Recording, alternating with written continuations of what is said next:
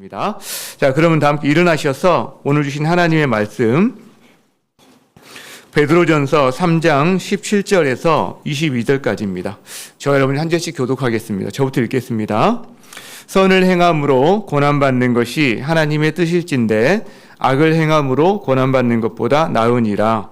그리스도께서도 단번에 죄를 위하여 죽으사 의인으로서 위한 자를 대신하셨으니 이는 우리를 하나님 앞으로 인도하려 하심이라.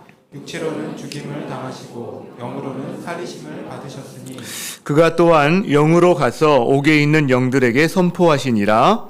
그들은 전에 노아의 날 방주를 준비할 동안 하나님이 오래 참고 기다리실 때 복종하지 아니하던 자들이라. 방주에서 물로 말미암아 구원을 얻은 자가 몇 명뿐이니 겨우 8명이라. 물은 예수 그리스도께서 부활하심으로 말미암아 이제 너희를 구원하는 편이 곧 세례라.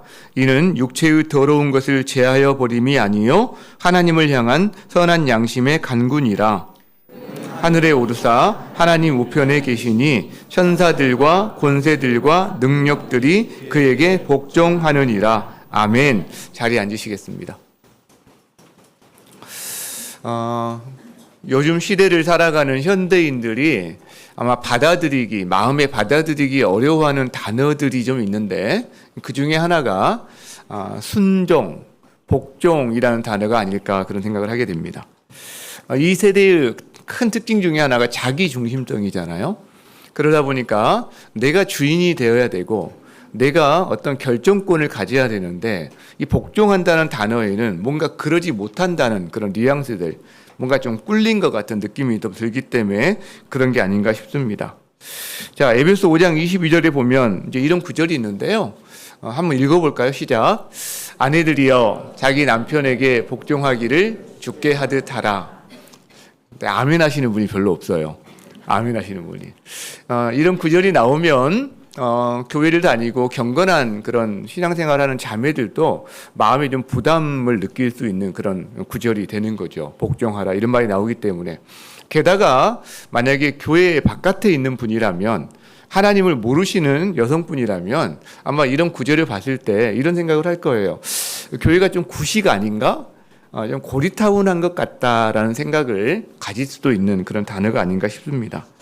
자, 그런데요, 우리가 지금 살펴보고 있는 베드로전서, 베드로가 로마 변방에 살아가고 있는, 흩어져 있는, 그리고 핍박당하고 있는 성도들에게 보내는 편지인데, 이 편지에 2장 중간부터 오늘 3장 이 마지막까지 전체 주제를 한 단어로 말해라. 그렇게 한다면 이 순종이에요, 여러분.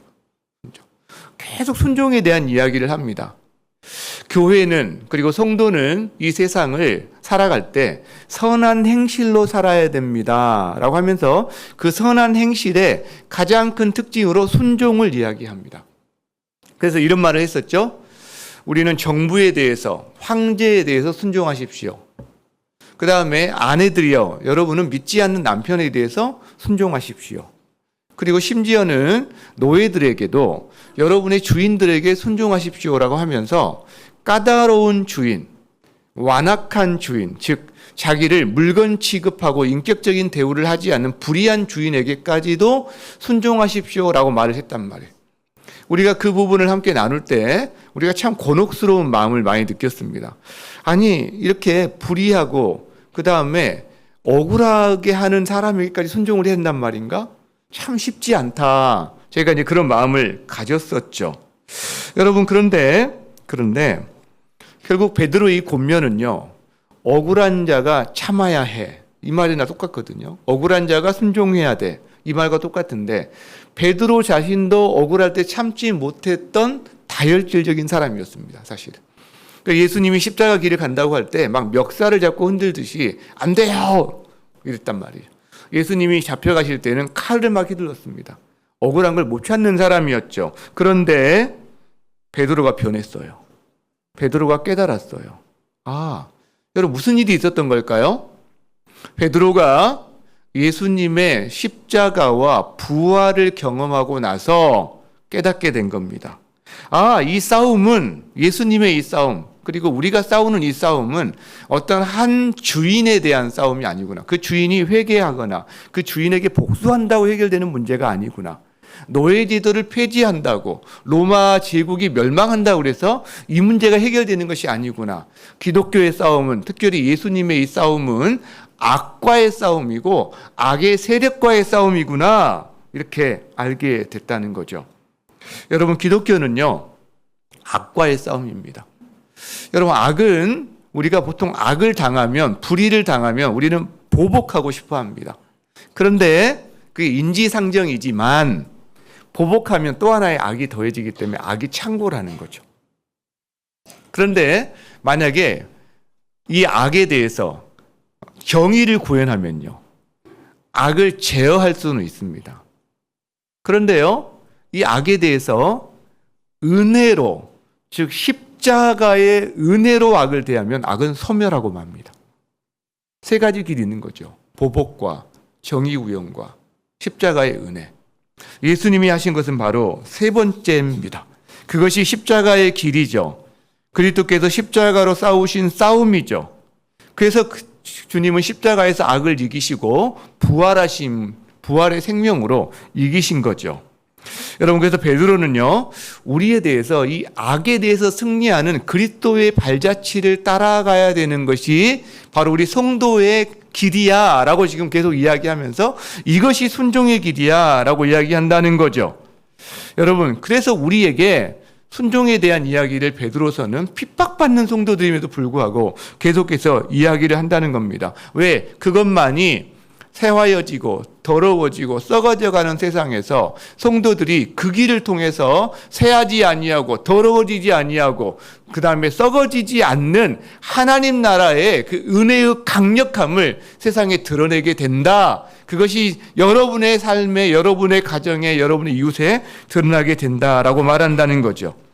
여러분, 그래서 우리는 그 이야기를 들으면서 참 도전을 받고 그렇게 살고 싶어 해요. 근데 문제가 있어요. 쉽지 않다는 거예요. 그렇게 살기가 쉽지 않다는 거예요. 당장 누구한테 한 대 맞으면 때리고 싶지, 여기도 때려, 우리 관계 개선하려, 이렇게 하기 쉽지 않다는 거죠. 이게 참 쉽지가 않습니다. 여러분, 그래서 오늘 어떻게 3장 이 마지막 부분에서는 우리가 순종의 삶을 살아갈 수 있는 어떤 근거 혹은 소망 혹은 힘에 대한 이야기를 한다는 거예요. 너 순종하고 살아야 돼. 그렇지 않으면 내가 맴매할 거야. 이렇게 말하는 게 아니라 네가 순종의 길을 계속 도전하면서 주님께서 네가 이 순종의 삶을 살 수 있는 힘과 능력과 근거가 있어 하면서 오늘 이 말씀을 한다는 거예요. 세 가지 이야기를 해요. 크게 두 가지고 하나는 우리의 길이기도 하지만 세 가지. 첫 번째는요, 예수님이 걸어가신 순종의 길에 대한 이야기를 해요. 두 번째는 노아와 그 가족이 방주를 통해서 걸어간 순종의 길을 이야기합니다. 세 번째는 우리가 걸어가야 될 순종의 길을 세례를 통해서 이야기를 합니다. 이 세 가지 이야기를 하는데 하나씩 한번 살펴보려고 합니다. 자, 따라합시다. 첫 번째, 예수님이 걸어가신 순종의 길. 자, 18절 말씀 다시 한번 읽겠습니다. 시작. 그리스도께서도 단번에 죄를 위하여 죽으사 의인으로서 불의한 자를 대신하셨으니 이는 우리를 하나님 앞으로 인도하려 하심이라. 육체로는 죽임을 당하시고 영으로는 살리심을 받으셨으니. 자, 보세요. 그리스도가 걸어가신 순종의 길을 한마디로 말하면 뭡니까?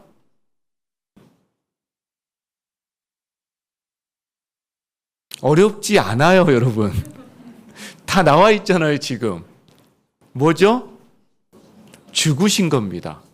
죽으신 거죠. 그리스도께서도 죄를 위하여 죽으셨다. 그리스도의 순종의 길을 한마디로 정리하면 죽으신 건데, 근데 그 죽음이 자기 죄값으로 죽은 게 아니라는 거죠. 의인이에요. 근데 불의한 자를 대신해서 죽으셨어요. 그래서 이거를 대신해서 죽었다. 대속적인 죽음이다라고 이야기하죠.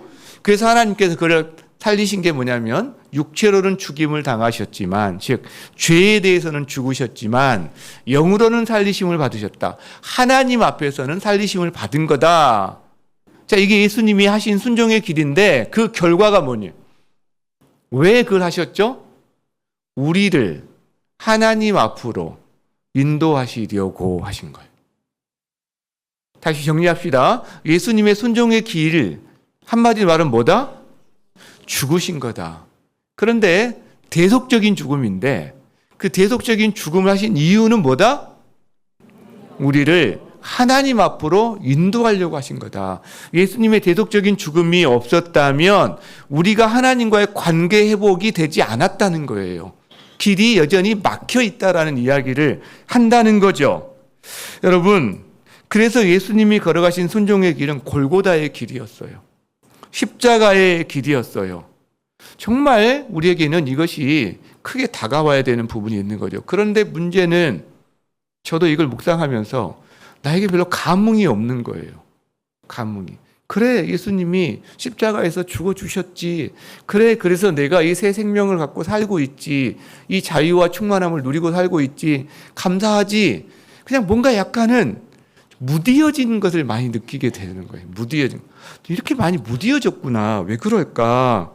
우린 교회에서 계속 예수님의 이 은혜와 십자가의 죽으심과 부활에 대한 이야기를 계속 듣다 보니까 아마 계속 듣다 보니까 어느 순간 그냥 당연하게 여겨지고 무디어진 게 아닌가? 그런 생각이 들어요. 여러분, 그런데 어떤 신이, 예수님 일단 생각하지 마세요. 세상에 종교에 수많은 신들이 있잖아요. 보통 몇백 개, 몇천 개 되잖아요. 자, 그 어떤 신이 있는데 신이 사람이 되셔 오셔서 이 땅에서 사람을 위해서 자기를 희생한다? 심지어 자기를 죽음에까지 내어준다? 그렇게까지 사람들을 뭔가 위하고 사랑한다? 이런 신에 대한 이야기 여러분 다른 어떤 데서 들어보신 적이 있어요 혹시? 저는 없거든요. 저는 한 번도 들어본 적이 없어요. 여러분, 신에 대한 이야기 일단 내버려 두고요. 여러분도 한번 생각해 보세요. 여러분도 누군가에게는 가족이든 또 다른 직장이든 어딘가에 순종하며 살아야 되는 사람일 텐데 여러분이 어디까지 순종을 위해서 희생해 보셨나요? 저 자신을 생각해 보니까 순종을 위해서 희생한 게 별로 없더라고요. 사실은 제가 그렇게까지. 그리고 희생한 게 조금 떠오르는 순간 얼마나 그걸 생색내고 싶어 하든지. 저희 마음이 그렇더라고요. 여러분, 우리가 하는 순종을 위한 희생의 정도는 정말 작아요. 보잘것 없어요. 그것마저도 정말 우리는 정말 드러내고 싶어 해요. 사실은. 그런데요, 예수님이 하신 희생은요. 제가 이걸 생각하면서 최근에 제가 전략적으로 본 드라마가 하나 있는데 넷플릭스 드라마인데요. 오늘 갑자기 드라마 이야기 하게 됐네요. 드라마가 생각이 났어요. 제목이 뭘까요? 삼체라는 드라마를 본 적이 있습니다. 삼체. 무슨 잡채도 아니고 웬 삼체냐 이럴 텐데 아마 우리 성도분들 가운데 많은 분들이 보시지는 않았을 것 같아요. 왜냐하면 이게 무슨 로맨스라든가 무슨 코미디 이런 게 아니라 공상과학 영역에 해당되는 건데 이 삼체라는 단어 때문에 제가 좀 궁금증이 생겨서 좀 봤는데요. 제가 그 스토리를 좀 잠깐만 이야기를 좀 하면 거기에 여주인공 중에 한 명이 중국인인데 예원재라는 여주인공이 있는데 이 사람의 아버지가 중국의 한 그 대학의 물리학자로 교수입니다. 근데 중국에서 1960년대 문화 대혁명이 일어나면서 이 아버지가 반혁명 분자로 몰려서 굉장히 잔인하게 죽임을 당합니다. 딸이 보는 앞에서. 실제로. 그리고 이 딸도 반혁명 분자로 몰려서 그리고 노동 교화형에 처해지고 굉장히 험한 노동 현장에서 일을 하게 됩니다. 이제 그러다가 중국 정부에서 외계와 교신을 하고 싶어서 큰 어떤 안테나 같은 걸 만들어서 운영을 하게 되는데 거기에 이 사람이 적임자다 보니까 거기서 근무를 하게 돼요. 근무를 하면서 외계와 교신하는 전파를 계속 쏴 보내다가 어느 날 이 전파를 받게 됩니다. 실제로. 그리고 경고를 받게 돼요. 우리가 너희에게 가는 게 너희한테 꼭 좋지 않을 수도 있다. 더 이상 연락하지 마라. 뭔가 이런 교신을 받게 되는데 그때 이 주인공이 고민을 하다가 답을 보냅니다. 와라. 이렇게 답을 보냅니다. 왜냐하면 지구는 이미 회복 불가능하다.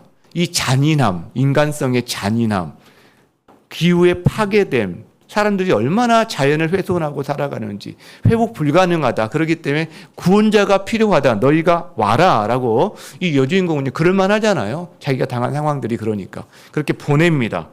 여러분, 그러다 보니까 그들이 우리 같은 태양이 한 개인데 태양이 세 개인, 그러니까 삼체죠. 그런 어떤 환경에서 사는 어떤 종족이 지구를 향해서 옵니다. 수천 대의 함선을 이끌고 오는 거죠. 자, 근데 언제 오느냐? 이들이 빛의 속도의 1% 속도로 와요. 근데 이 속도가, 빛의 속도의 1% 속도가 초속 3,000km입니다. 초속 3,000km로 오는데 지금 얼마나 걸리느냐? 400년이 걸립니다. 지구까지 오는데. 자, 그것이 이제 어떻게 하다 보니까 세상에 알려져요. 그리고 지구가 난리가 납니다. 이제 이 소식이 알려지면서 여기저기 막 약탈, 방화, 어떤 사람들은 자살, 혼란에 휩싸이는데 크게 두 가지 세력이 생깁니다. 하나는요, 이들 선함을 믿어요. 구원자가 필요하다고. 그리고 이들과 소통하고 이들을 추종하는 무리가 생깁니다. 기본적으로. 또 하나는요, 이제 아니야, 걔들이 여기 뭐하러 오겠어? 우리를 이용해 먹기 위해서 오는 거지, 침공하기 위해서 오는 거지 하고, 이를테면 지구 방위대 같은 어떤 그런 방어하기 위한 것들을 만드는 조직도 생깁니다. 이제 이런 내용들이 있는데, 왜냐하면 지구 문명을 보니까 문명이 높은 데가 문명 낮은 데 가서 잘해준 적이 별로 없거든요. 항상 약탈하고 이용하고 식민지를 삼았기 때문에 동일하다, 이렇게 생각을 하는 거죠. 자, 이게 이제 공상과학 소설에 기반한 드라마인데, 외계의 어떤 존재가 우리에게 온다라는 걸 전제하고, 그럴 때 어떤 존재들일까? 어떤 관계를 맺게 될까? 이걸 온갖 상상력을 발휘해서 만들어낸 소설과 그걸 기반으로 한 드라마잖아요, 이게. 자, 근데 한 가지 질문을 해봅시다. 그들이 왜 올까요? 이 두 부류가 있다고 그랬죠? 하나는 그들의 선함을 의식하고 우리 구원자일 거야 라고 생각하는 부류와, 아니야, 침략자일 거야 라고 생각하는 부류가 있다고 그러는데, 그들이 왜 올까요? 여러분 안 보셨으니까 모르죠. 자, 거기서 보면 그들은 문명이 발전하면서 또 여러 가지 환경 때문에 자기 삶의 터전이 파괴가 됩니다. 새로운 살 곳이 필요한 거예요. 여러분, 지구인들에게 무슨 문명을 가르쳐주기 위해서 오는 게 아닙니다. 새로운 터전을 찾아 나선 거죠. 말 그대로 지구 침공이죠. 지구를 회복시키기 위해서 오는 게 아니에요. 지구를 이용하기 위해서 오는 거예요. 여러분, 그래서 그들이 하는 일이 있어요. 목적에 따라 하는 일이 다르잖아요. 지구에 도착하기 전까지 400년이 걸리지만 여러 가지 통신시설이라든가 이런 걸 통해서 지구에 있는 또 자기 수령하는 무리들을 통해서 이들이 하는 일이 있어요. 근데 그게 뭔지 아세요? 죽이는 일이에요. 특별히 굉장히 아주 탑 클래스에 있는 과학자들을 다 죽입니다. 왜 그러냐면 400년 동안 지구 문명이 발전해서 자기들보다 문명이 다 앞서버리면 어떻게 되는 거죠? 자기 목적이 달성할 수 없는 거죠. 그러니까 발전하지 못하도록 지금 가장 첨단 분야에 있는 과학자들을 어떤 방식으로든 그 다음에 자기 추종자들을 통해서 죽이기도 하고 죽여나가기 시작하는 겁니다. 실제로. 여러분, 자기 추종자들도요, 필요가 없으면 버립니다. 가차없이 버립니다. 자, 이 드라마 마지막 거의 부분에 한 단어가 저한테 이렇게 각인이 되었는데, 우리나라로 말하면 이 전광판이라든가 이런데 해킹을 해가지고 이들이 띄운 어떤 문자가 하나 있어요. 글이 하나 있는데 영어로 그걸 또 왜 우리나라는 한글로 보여줘야 되는데, 어쨌든 You are bugs, 이렇게. 너희는 벌레들이다. 너희는 벌레들이다. 이렇게 이야기를 합니다. 벌레 취급하는 거죠. 여러분, 벌레를 위해서 그들이 자신을 희생할까요? 아니죠. 식량을 삼거나 뭔지는 아직 끝까지 안 나갔기 때문에 잘 모르지만, 제가요, 이게 외계의 존재에 대해서, 그 관계성에 대해서 인간이 상상할 수 있는 현실적인, 여러분, 상상력입니다. 제가 이걸 보면서 생각을 했어요. 인류를 위해서 이 땅에 사람이 되시고 그 다음에 우리를 위해서 죽기까지 순종하신 예수님과 얼마나 대조가 되는지, 제가 이 말 하기 위해서 지금 이 많은 이야기를 지금 한 거거든요, 지금. 요 말 한마디 하고 싶어가지고 지금. 이걸 보면서 정말 은혜롭게 봤어요. 이게 너무나 대조가 되니까. 여러분, 예수님이 이 땅에 오셨죠. 예수님은 우리를 어떻게 보실까요? 너희는 벌레야. 그러시나요? 아니죠. 너는 내 아들이야. 너는 내 딸이야. 이렇게 말씀하시죠. 여러분, 그렇지 않아요? 예수님이 우리를 이용하기 위해서 오셨나요? 아니죠. 우리를 회복시키기 위해서, 우리를 살리기 위해서 오셨죠. 그렇죠? 여러분, 예수님이 우리가 좀 쓸모없는 인간이면 버려버리나요? 가차없이 처단하나요? 주님은요, 상한 갈대도 꺾지 않으신다고 그랬어요. 꺼져가는 등불도 끄지 않으신다고 그랬어요. 실제로. 너무나 대조가 되는 거죠. 제가 그 영화를 보면서 대조가 되는 거죠. 여러분, 그래서 그렇게 사랑하는 우리를 위해서 그분이 걸어가신 길은 그 400년이 아니라 영의 세계니까 차원이 다른 세계를 건너오셔서 우리에게 오신 것은 그분이 자기를 내어주신 길이었어요. 죽음의 길이었어요. 그것이 예수님이 보여주신 순종의 길이었습니다. C.S. 루이스가 쓴 스크루테이프라는 편지가 있어요.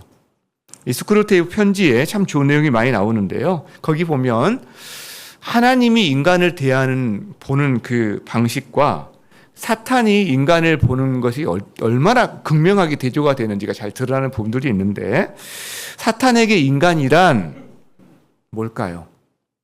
사탄에게 인간이란 식량입니다. 기본적으로 먹잇감입니다. 먹잇감. 인간의 의지를 흡수해서 자기 자아의 역량을 확대하려는 게 사탄의 목적이라는 거죠.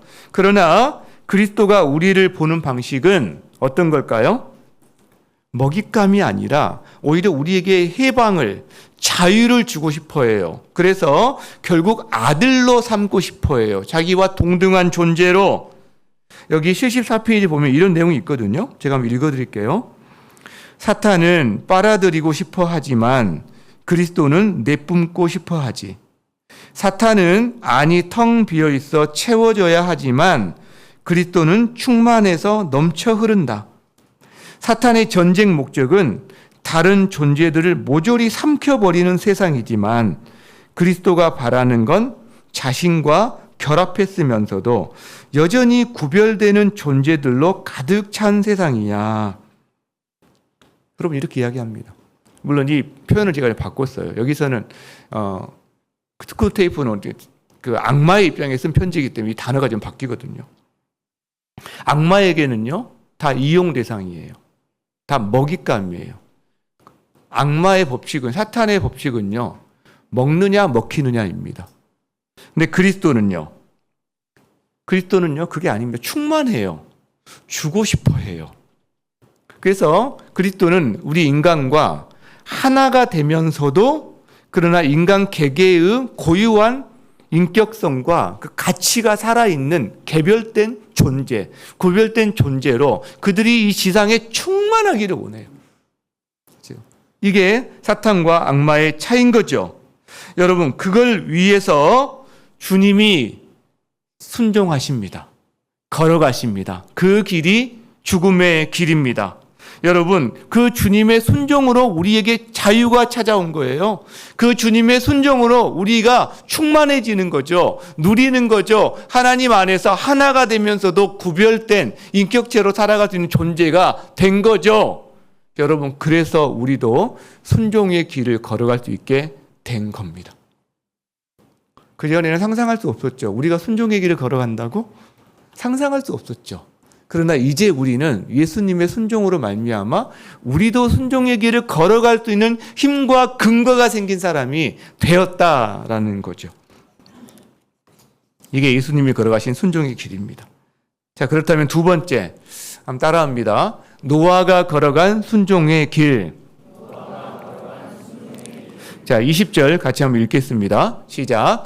그들은 전에 노아의 날 방주를 준비할 동안 하나님이 오래 참고 기다리실 때에 복종하지 아니하던 자들이라. 방주에서 물로 말미암아 구원을 얻은 자가 몇 명뿐이니 겨우 8명이라 이렇게 돼 있죠. 자, 저기 보면 하나님께서 노아에게 방주를 준비하라고 하십니다. 근데 그 기간이 오래 걸립니다. 근데 오래 걸리는 그 시간이 그만큼 심판이 더디어지는데 그 기간은 하나님이 참고 인내하시는 기간이다라고 이야기를 합니다. 그렇죠? 자, 방주를 지으라고 말씀하셨는데 방주는 다가올 인류의 심판에 대한 경고입니다. 그렇죠? 그러니까 방주를 지을 때 방주를 지금 준비할 동안 그랬는데 방주를 어디서 짓냐면 산 위에서 지어요. 산 위에서. 방주는 바닷가라든가 강가에서 지어야 되는 거잖아요. 그렇죠? 근데 산 위에서 지은 사람들이 방주 짓는 걸 보면서 물어보는 거죠. 뭐 하세요? 뭘 만드는 거예요? 그걸 왜 만들어요? 여러분 질문했겠죠. 노아가 대답했을 거예요. 분명하게 우리는 방주를 만드는 거다. 그리고 홍수가 있을 거다. 하나님의 심판이 있을 거다. 그래서 이 방주가 보여지는 동안 그리고 방주에 대한 대화가 진행되는 동안 계속해서 하나님의 경고와 심판의 메시지가 계속해서 명시적으로 묵시적으로 전달이 됐을 거라는 거죠. 맞죠? 자, 그런데 사람들의 반응은 어땠습니까? 노아의 말에 귀를 기울이지 않았습니다. 저기 보면 복종하지 않았습니다. 복종하지 않았습니다.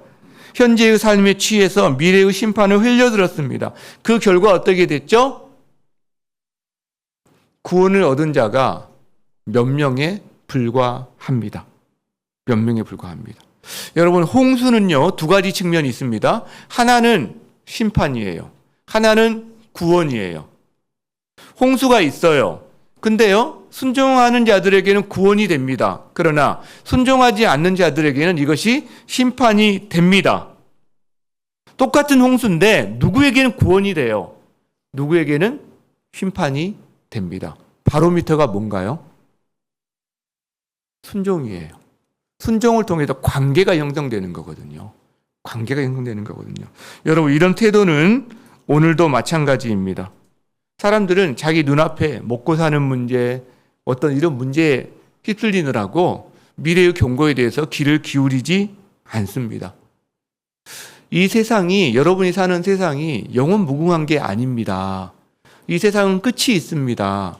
그 끝은 곧 오고 있습니다. 그리고 어느 날 그 끝에 마치 노아의 방주, 평온하던 어느 날 갑자기 먹구름이 몰려왔는지 하늘이 열리고 비가 쏟아지고 땅에 샘이 터지면서 물이 솟구치는 일이 어느 날 갑자기 생긴 것처럼 여러분이 살아가는 이 세상이 어느 날 구름을 타고 하늘에서 예수님이 오실 겁니다.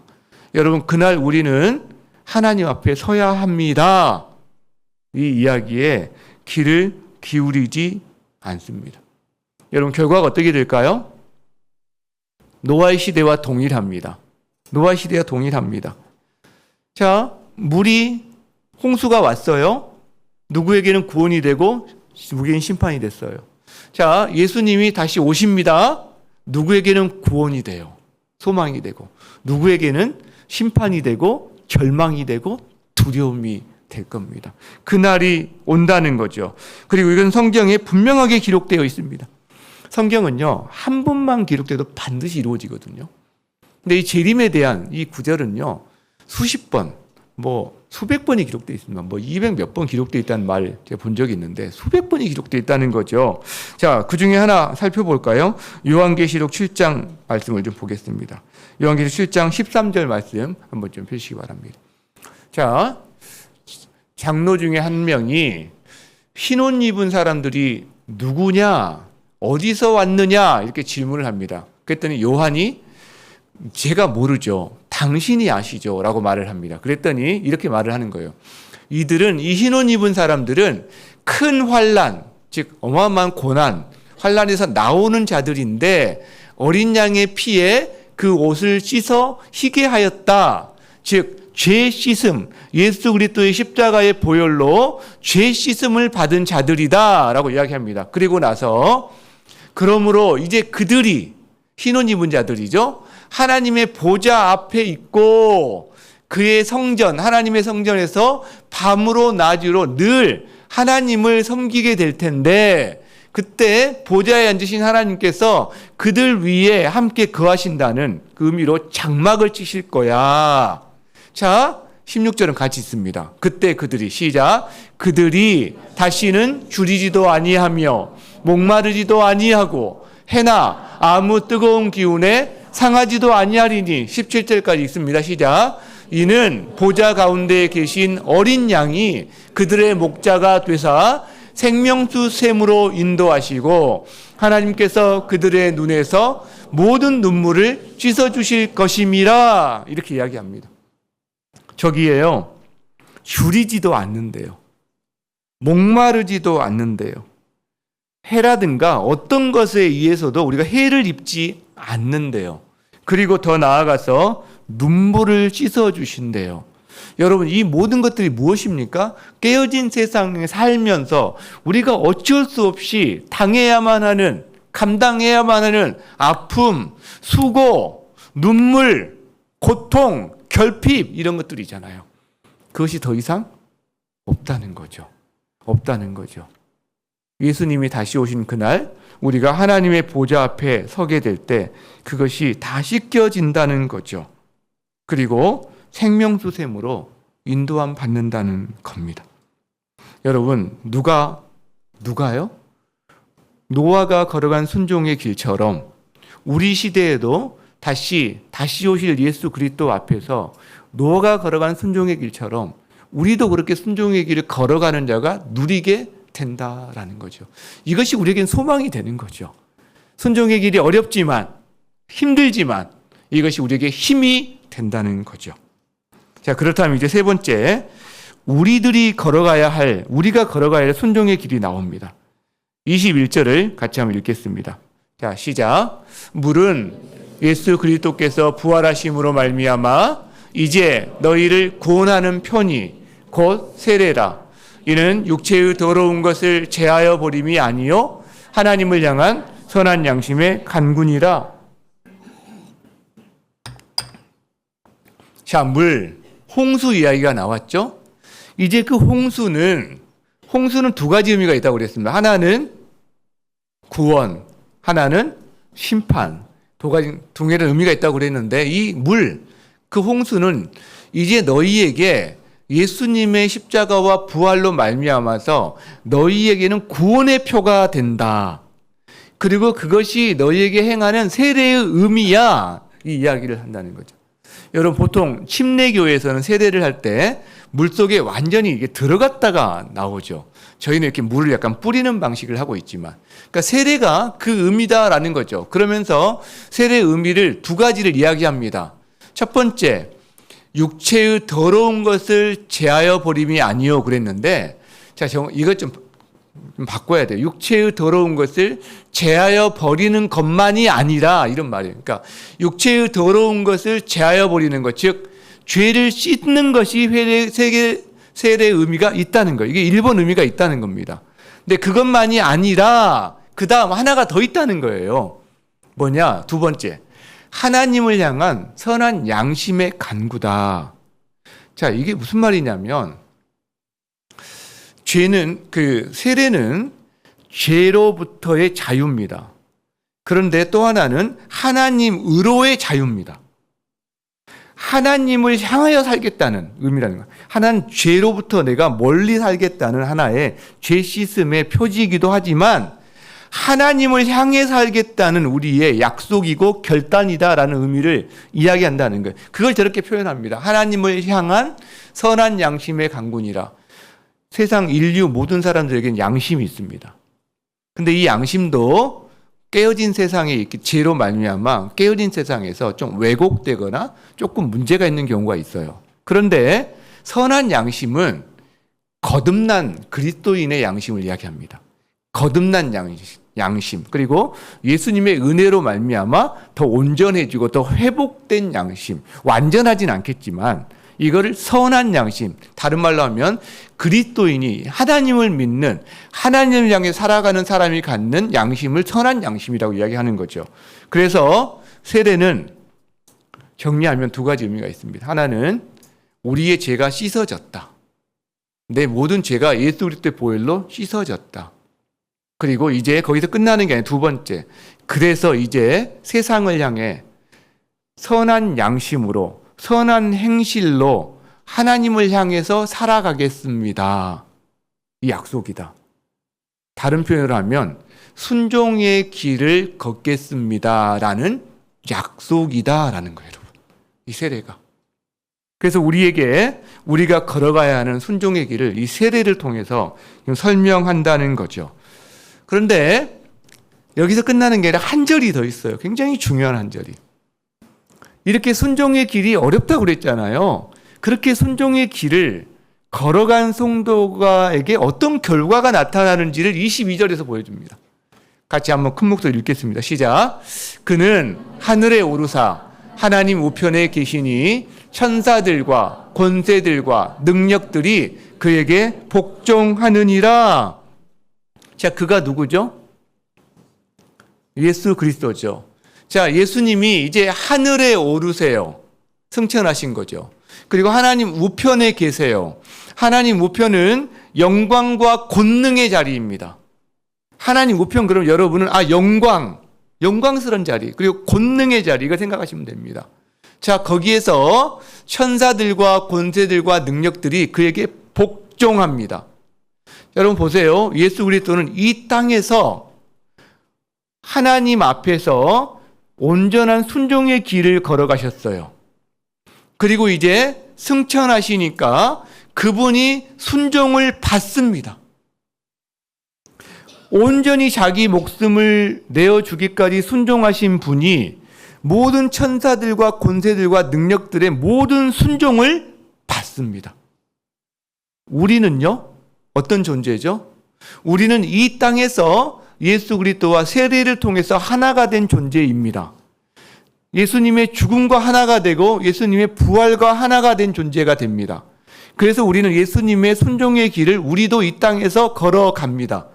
그리고 어느 날 우리도 하늘에 올랐을 때 예수님과 우리는 하나가 되어 있기 때문에 모든 저런 존재들의 순종을 받는 존재가 됩니다. 어떻게 보면 이 땅에서 우리가 순종하며 살아갈 수 있는 힘과 능력은요, 우리가 순종을 받는 존재가 된다는 것도 될 수 있다는 거예요. 너무나 놀라운 거죠. 사실은 여러분, 천사들이 여러분에게 순종한대요. 권세들이 순종한대요.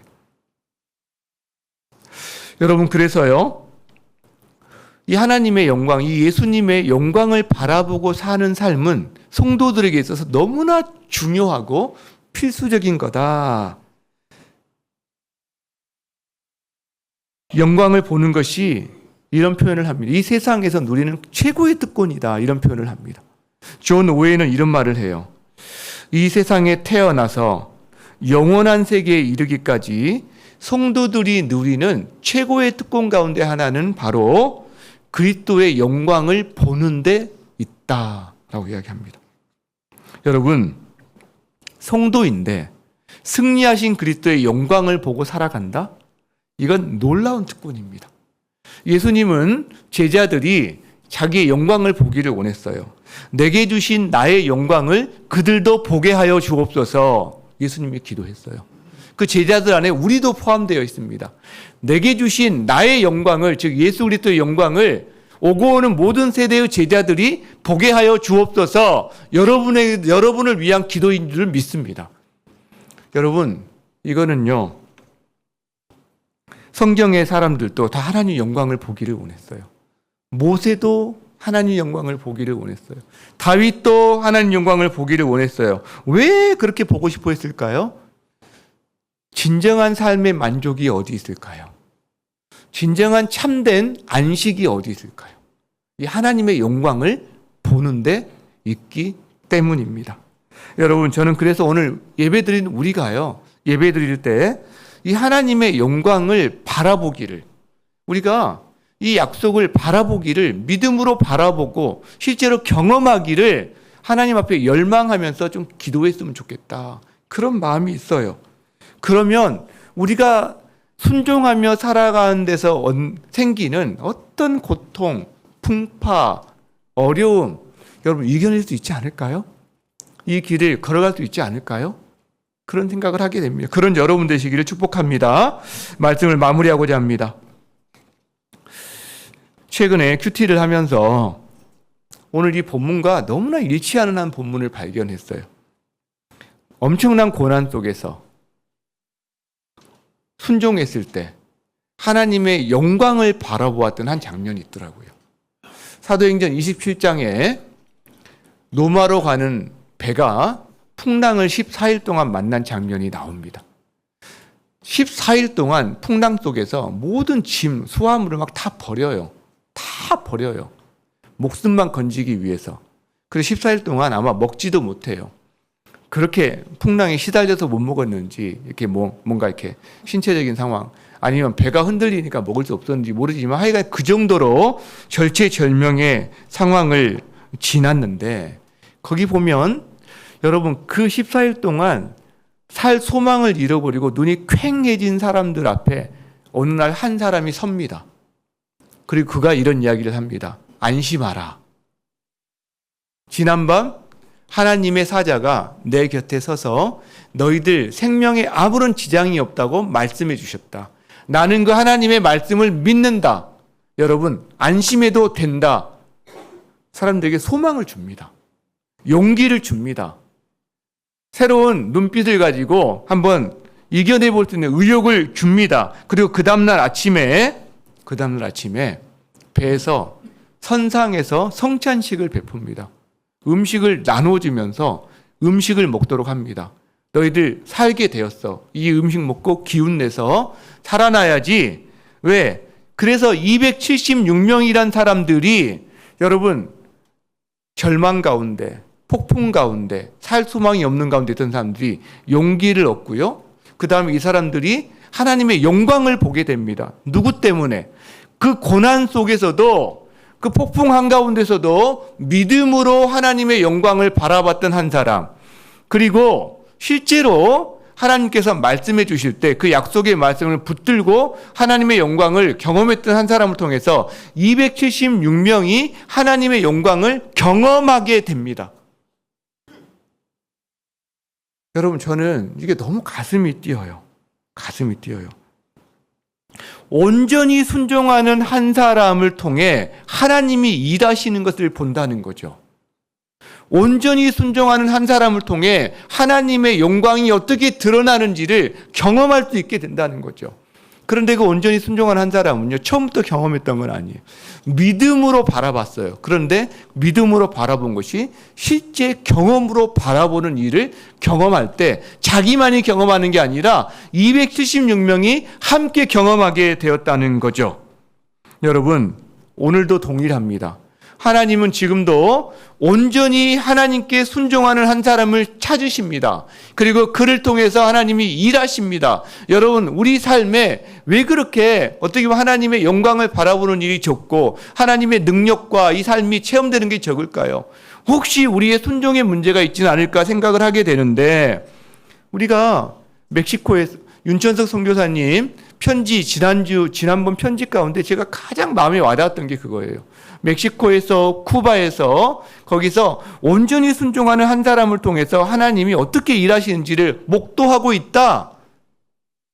제가 그 사람이 되고 싶더라고요. 우리 교회가 그런 교회가 되고 싶더라고요. 여러분 한 사람 한 사람의 성도 한 사람이 그런 사람이 되기를 저는 소망합니다. 그래서 여러분 가정에 있는 모든 구성원들이, 여러분 이웃들이 그 276명이 되어서 온전히 순종하는 믿음으로 주의 영광을 바라보는 여러분을 통해서 그들이 하나님의 영광을 직접 경험하게 되는 일들이 여러분 삶 가운데 가득하기를 주의 이름으로 축복합니다. 우리 그 마음으로 한번 찬양했으면 좋겠습니다. 그렇게 온전히 순종하는 단 한 사람, 아무도 예배하지 않는 그곳에서 그는 예배할 거예요. 아무도 찬양하지 않는 곳에서 찬양할 거예요. 누구도 헌신하지 않지만 그 사람은 그곳에서 자기가 헌신해야 된다면 헌신할 거예요. 그리고 누구도 증거하지 않는다 할지라도 그곳에서 주님을 증거하는 삶을 살 겁니다. 온전히 순종한 한 사람, 이 마음으로 함께 찬양합니다.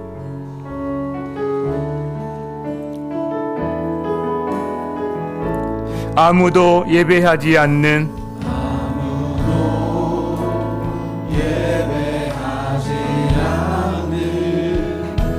그곳에서 주를 예배하리라. 아무도 찬양하지 않는 아무도 찬양하지 않는 그곳 나 주를 찬양하리라. 주를 찬양하리라. 누구도 헌신하지 않는 누구도 헌신하지 않는 그곳에서 주께 헌신하리라. 주께 헌신하리라. 누구도 증거하지 않는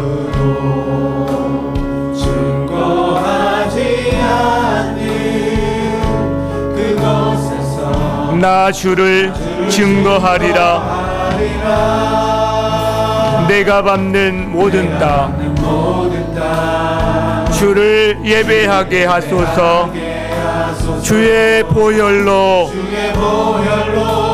덮어지게 하소서.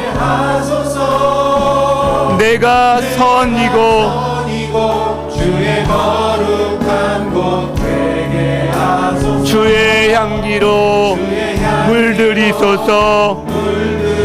내가 밟는 모든 땅 주를 예배하게 하소서. 주의 보혈로 덮어지게 하소서. 내가 선이고 선이고 주의 거룩한 곳 되게 하소서. 주의 향기로 주의 향기로 물들이소서. 아멘, 아멘. 함께 기도하기를 원합니다. 순종하라고 말합니다. 순종의 길을 걸으라고 말합니다. 우리는 주님 너무 어려워요. 힘들어요. 우리 주님 아십니다. 우리 연약함을 아십니다. 그래서 예수님이 순종의 길을 먼저 가셨어요. 우리가 순종의 길을 걸어갈 수 있는 힘과 근거가 되어 주셨습니다.